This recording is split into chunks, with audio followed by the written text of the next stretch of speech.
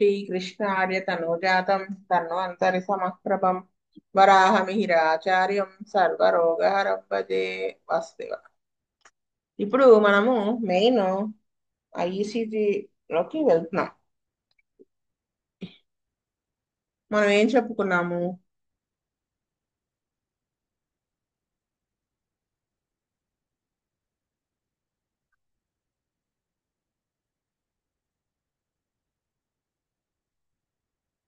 ఉమ్, చూడండి, ఇది మొత్తం ఏంటంటే ఇది పీక్యూఆర్ఎస్టి కాంప్లెక్స్.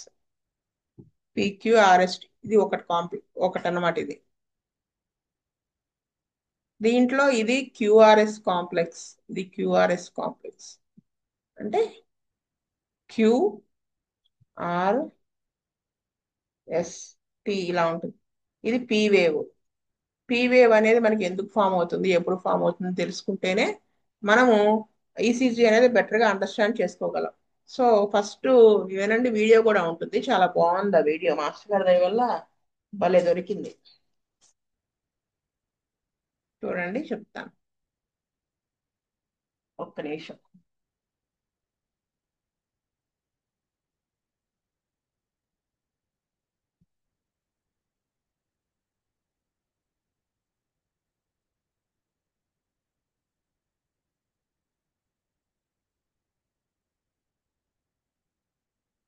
P wave.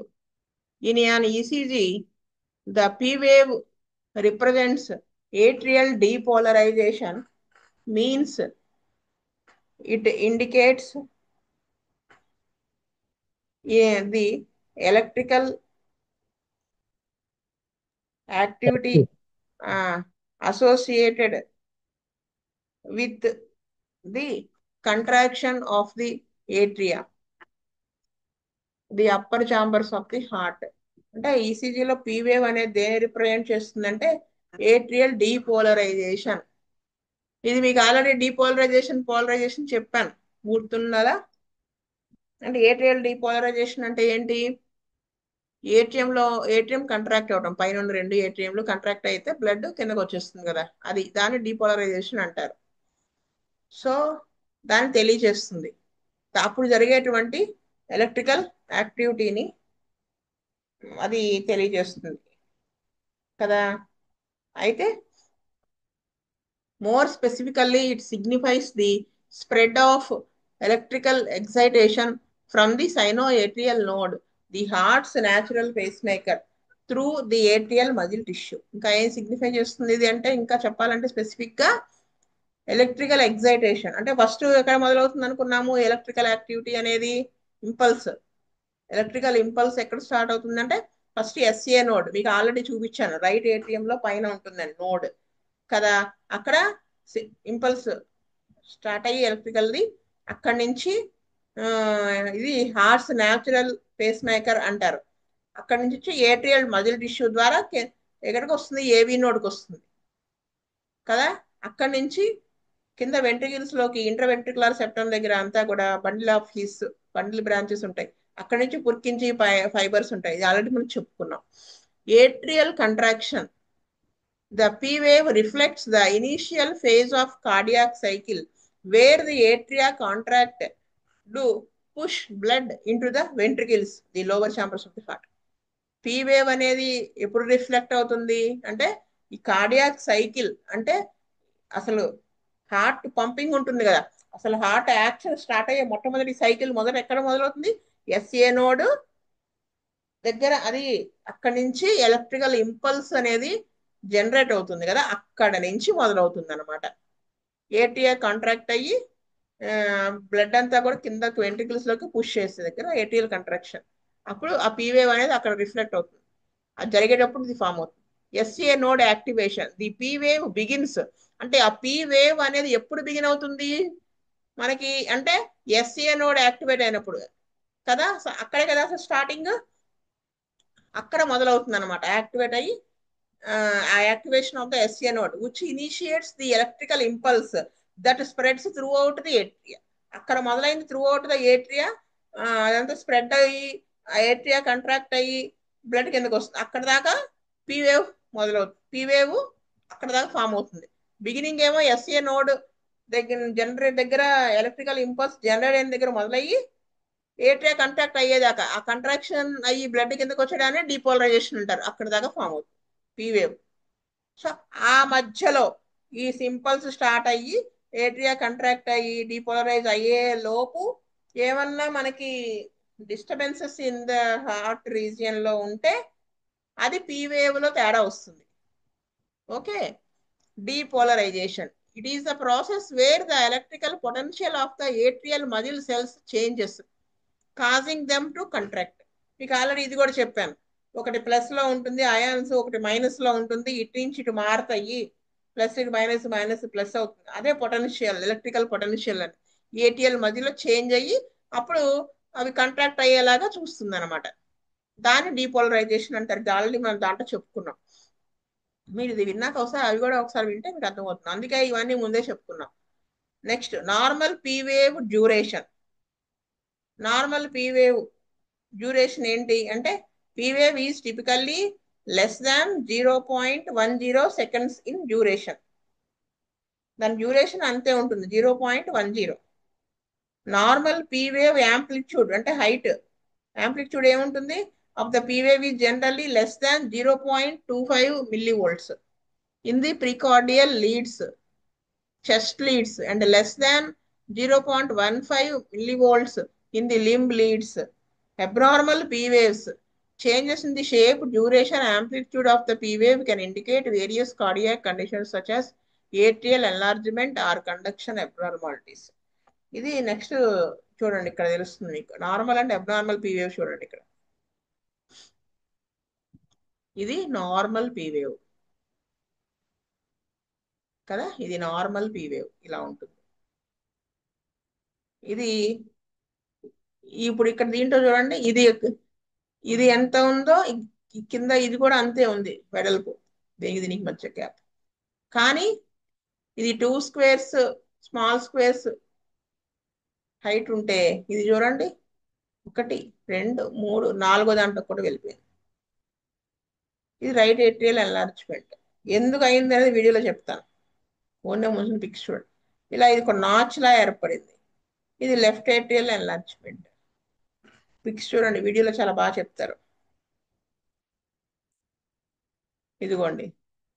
సో ఇది ఇది ఇక్కడ జరిగేటువంటి డిస్టర్బెన్స్. ఇది రైట్ ఏట్రియం కి సంబంధించింది, ఇది లెఫ్ట్ ఏట్రియం కి సంబంధించింది. ఇవి ఫామ్ అయ్యే దాంట్లో డిఫరెన్సెస్ ని బట్టే ఇటువైపు కనుక ఏదైనా డిస్టర్బెన్స్ స్టార్ట్ అయింది అంటే రైట్ ఏట్రియం లో డిస్టర్బెన్స్ ఉన్నట్టు, ఇటువైపు నుంచి ఇటువైపు ఇది కర్సర్ ఈ బ్లూ దాని వైపు ఎక్కడైనా డిస్టర్బెన్స్ ఉంది అంటే లెఫ్ట్ ఏట్రియం లో ఏదైనా తేడా ఉన్నట్టు లెక్క అనమాట. సో ఇక్కడ నుంచి ఇది మొత్తం ఇది పీ వేవ్ కదా. చూడండి,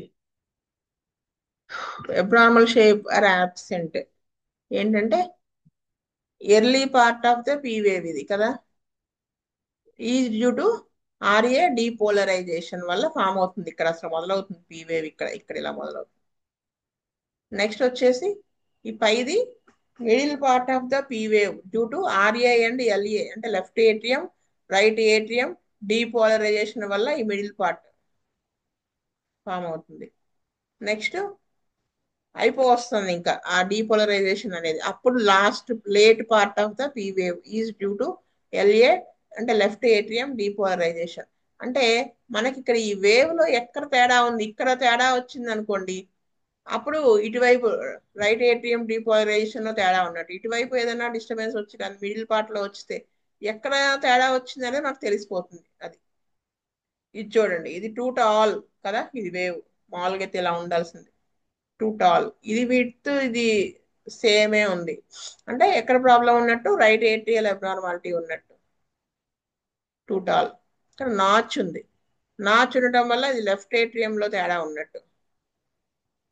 నీకు మళ్ళీ నేను డై ఇలా హైట్ నార్మలే ఉంది ఇక్కడ, ఇది కర్సర్ కనిపిస్తా ఇది నార్మల్ గానే ఉంది హైట్, కానీ ఇది చూడండి విడ్త్ ఎక్కువ ఉంది. ఇదిగో ఇక్కడ ఇలా చూసారా, ఎలా ఉందో. పీ వేవ్ అబ్నార్మల్ గా ఉంది, లెఫ్ట్ ఏట్రియం లో తేడా ఉందని తెలుస్తుంది. వాల్వ్ డిసీజ్ అవ్వచ్చు, హైపర్ టెన్షన్ అవ్వచ్చు, కొరోనరీ ఆర్టరీ డిసీజ్ అవ్వచ్చు. ఇదిగో పీ వేవ్ ఆన్సెట్ ఊరినే వాళ్ళు చెప్తున్నారు, ఇది ఇది పీ వేవ్ కదా. సో ఇది ఆన్సెట్, పీ వేవ్ స్టార్ట్ అయిన ప్లేస్, పీక్ ఆఫ్ సెట్ అయిపోతుంది ఇంకా. అదనమాట విషయం. ఇది ఓకే. ఇప్పుడు వీడియో చెప్పుకుందాం. వీడియో చాలా బాగుంటుంది, సో మీకు ఇంకా బాగా అర్థమవుతుంది.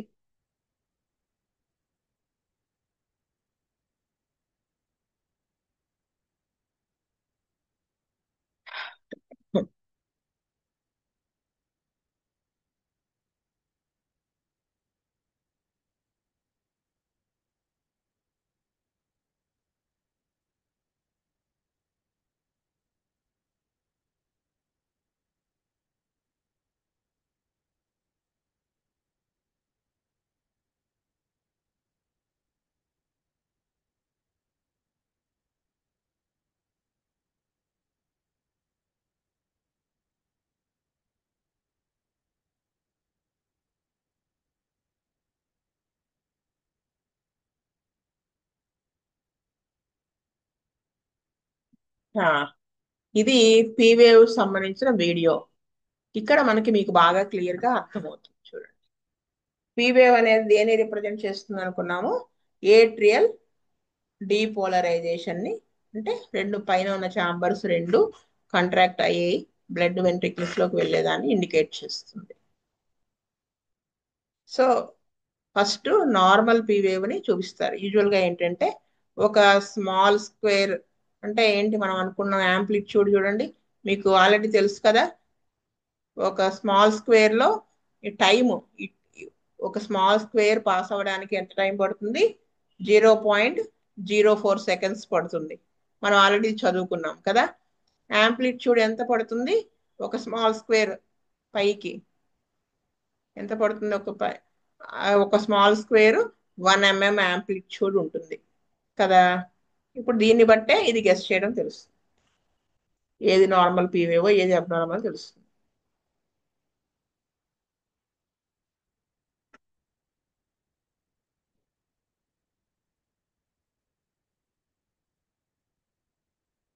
ఇది వెడల్పు అనమాట. ఈ వెడల్పు అనేది ఎంత ఉండాలండి? చూడండి, మనం నెమ్మదిగానే చెప్పుకుందాం. ఈ వెడల్పు ఎంత ఉండాలండి? 3 small squares less than equal or less than 3 small squares ఉండాలన్నమాట. అరౌండ్ గా 3 స్మాల్ స్క్వేర్స్ వెడల్పు ఉంటుంది అనమాట ఇది పీ వేవ్ అనేది. హైట్, ఈ హైట్ ఉంది చూసారా, ఈ హైట్ ఆఫ్ పీ వేవ్ ఎంత ఉంటుంది అంటే చూడండి చెప్తారు. 2.5 స్మాల్ స్క్వేర్స్ ఉంటుంది హైట్. 2.5 స్మాల్ స్క్వేర్స్ హైట్ ఉంటుంది. సో ఇది నార్మల్ పీ వేవ్ అనమాట ఇలా ఉంటే. ఓకే, దీంట్లోనే this contributed by left, both right atrium and left atrium. ఈ దీంట్లోనే ఇన్ని ఉంటాయి అనమాట. చూడండి, రైట్ ఏట్రియం అనేది ఇప్పుడు వాళ్ళు వేస్తారు పిక్. ఇది ట్రయాంగిల్ లా ఉంటుంది, ఇలా ఉంటుంది. ఎందుకు ముందు రైట్ ఏట్రియం ఉంటుంది అంటే, రైట్ ఏట్రియం దగ్గరే కదా ఎస్సీ అని ఉండి అక్కడ స్టార్ట్ అవుతుంది అసలు ప్రోగ్రామ్ అంతా, సైకిల్ అంతా. సో అందుకని ఇటు రైట్ ఏట్రియం. ఇది ఆన్సెట్ ఆఫ్ పీ వేవ్ కదా ఇక్కడ. అంటే ఇక్కడ ఎస్సీ నోడ్ ఇది అవుతుంది. ఎస్సీ నోడ్ నుంచి ఇంపల్స్, ఎలక్ట్రికల్ ఇంపల్స్ జనరేట్ అవుతుంది. ఆ తర్వాత ఫస్ట్ ఇది కంట్రాక్ట్ అవ్వడం అయిన తర్వాతనే ఇది కంట్రాక్ట్ అవుతుంది, లెఫ్ట్ ఏట్రియం. ఈ లెఫ్ట్ ఏట్రియం కంట్రాక్ట్ అవ్వడం మొదలుపెట్టి ఈ రెండు కంట్రాక్ట్ అయ్యి దీంట్లో బ్లడ్ వచ్చేస్తే ఏమవుతుంది? కంప్లీట్ అయిపోతుంది పీ వేవ్. సో అది taller P wave. P wave గనక టాలర్ గా ఉంటే గనక ఏమిటి అంటే, చూడండి, పీ వేవ్ యాక్చువల్ గా 2 టైప్స్. ఒక నిమిషం. ఏంటంటే ఫస్ట్ 2 టైప్స్ లో ఉండొచ్చు అనమాట. ఏంటంటే taller P wave. Taller P wave అంటే చూడండి ఇక్కడ, ఈ వెడల్పు కరెక్ట్ గానే ఉంది, ఉండాల్సినట్టు నార్మలే. అంటే హైట్ యాంప్లిట్యూడ్ పెరిగింది. మామూలుగా అయితే ఎంత ఉండాలండి? 2.5 స్మాల్ స్క్వేర్స్ ఉండాలి కదా. అది ఎంత ఉంది ఇప్పుడు? గ్రేటర్ దాన్ 2.5 స్మాల్ స్క్వేర్స్ ఉంది. పైదాంతో చూస్తే ఇది కొంచెం టాలర్ గా ఉంది కదా. టాలర్ గా ఉందని కన్ఫర్మేషన్ ఎలా అంటే ఆ మధ్యలో ఉన్న స్పేస్ లెక్క పెట్టుకోవడమే. మనం చూసే కొద్దీ మా లెక్క పెట్టుకోవటాలు ఇవన్నీ తగ్గుతాయి. ఫస్ట్ స్టడీ అయితే మనం అలాగే చేయాలి. తర్వాత తర్వాత మనకు అలవాటుగా అయిపోయినప్పుడు మనం అలా చూసుకుంటూ వెళ్ళిపోతాం. So height of the P wave మాత్రం మోర్ దాన్ 2.5 స్మాల్ స్పేస్ ఉంది ఇక్కడ. సో ఇలాగ ఇప్పుడు ఎప్పుడు పీ వేవ్ ఇలా ఎప్పుడు ఫామ్ అవుతుంది అంటే రైట్ ఏట్రియల్ హైపర్ ట్రోఫీ లో స్టార్ట్ అవుతుంది. ఇలా ఉంటుంది పీ వేవ్, ఈ టాలర్ గా ఉంటుంది పీ వేవ్. అంటే ఏంటి? ఈ రైట్ ఏట్రియల్ ఎలక్ట్రికల్ యాక్టివిటీ లో ఆ depolarisation is of greater amplitude కదా, ఈ లెఫ్ట్ దాంతో కంపేర్ చేస్తే. So so by that taller P wave అనేది ఫామ్ అవుతుంది. ఇలా ఉంటే మనకి రైట్ ఏటీఎం లో ప్రాబ్లం ఉన్నట్టు అని అర్థమవుతుంది అనమాట ఇలా ఉంటే. నెక్స్ట్ చూడండి, బ్రాడర్ పీ వేవ్.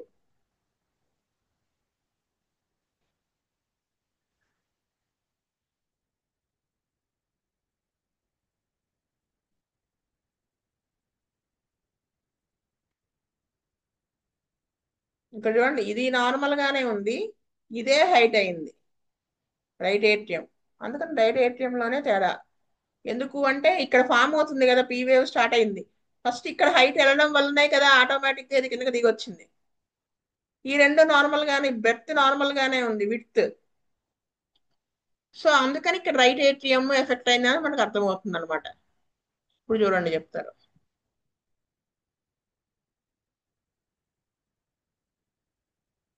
ఈ ఇదంతా ఆయన ఎక్స్ప్లెయిన్ చేస్తున్నారు.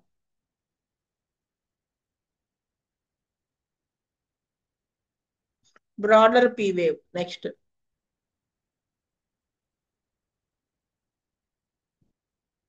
చూసారా తేడా? బ్రాడర్ పీ వేవ్ అంటే చూడండి ఇక్కడ వెడల్పు ఎక్కువగా ఉంది, హైట్ సేమే ఉంది కదా. అంటే ఎక్కడ తేడా వచ్చింది? ఇక్కడ నార్మల్ గానే మొదలైంది, హైట్ అంతా నార్మలే ఉంది. ఇటువైపు డీపోలరైజ్ అయ్యేటప్పుడు ఏమైంది, ఇది ఇది ఎక్కువ వెడల్పు వచ్చేలా చేసింది. అంటే ఇటువైపు ప్రాబ్లం ఉన్నట్టు అర్థమైపోతుంది మనకి.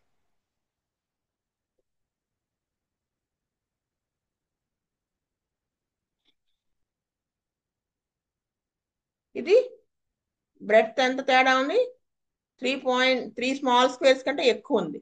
యాంప్లిట్యూడ్ సేమే ఉంది, 2.5 స్మాల్ స్క్వేర్సే. సో ఇది లెఫ్ట్ ఏట్రియల్ హైపర్ట్రోఫీ అనేది ఫామ్ అవుతుంది ఇక్కడ పీవేవ్ లో అని అర్థమవుతుంది పీవేవ్ చూడటం ద్వారా. అంటే లెఫ్ట్ ఏట్రియం లో మాస్ ఇంక్రీజ్ అవటం వలన కంట్రాక్షన్ లో తేడా వస్తుంది అనమాట.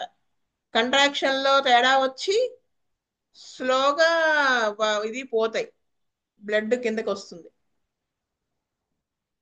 అంటే ఆ హైపర్ట్రోఫీ ఉన్నట్టు మనకు అర్థమవుతుంది.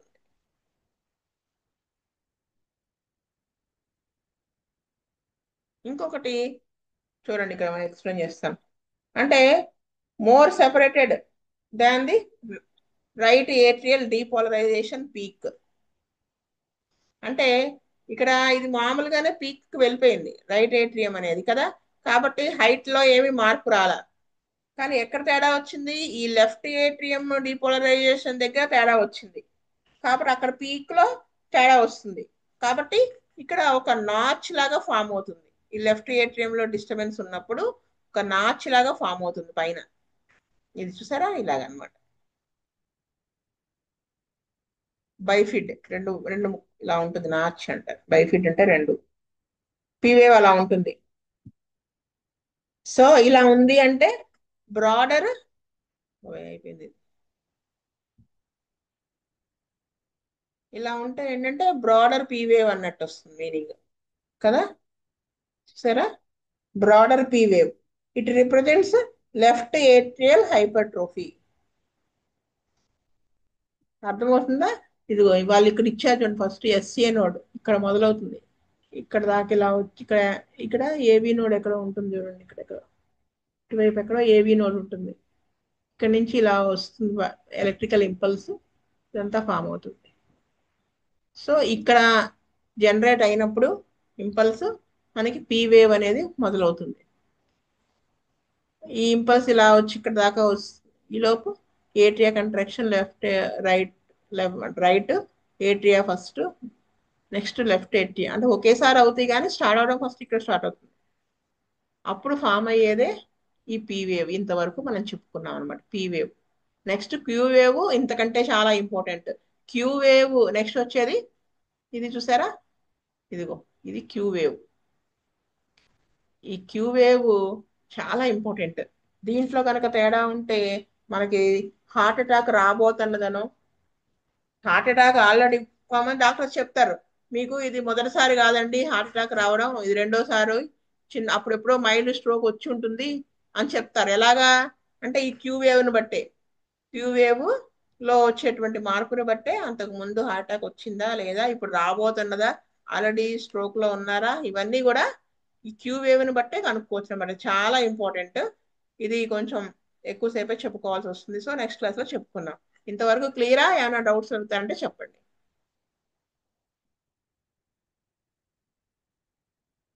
స్వస్తి ప్రజాభ్య పరిపాలయంతాం న్యాయేన మార్గేణ మహీం మహీస గోబ్రాహ్మణేభ్యः సోమస్తు నిత్యం లోకా సమస్తా సుఖినో భవంతు. లోకా సమస్తా సుఖినో భవంతు. లోకా సమస్తా సుఖినో భవంతు. ఓం శాంతి శాంతి శాంతి. వాసుదేవ వాసుదేవ వాసు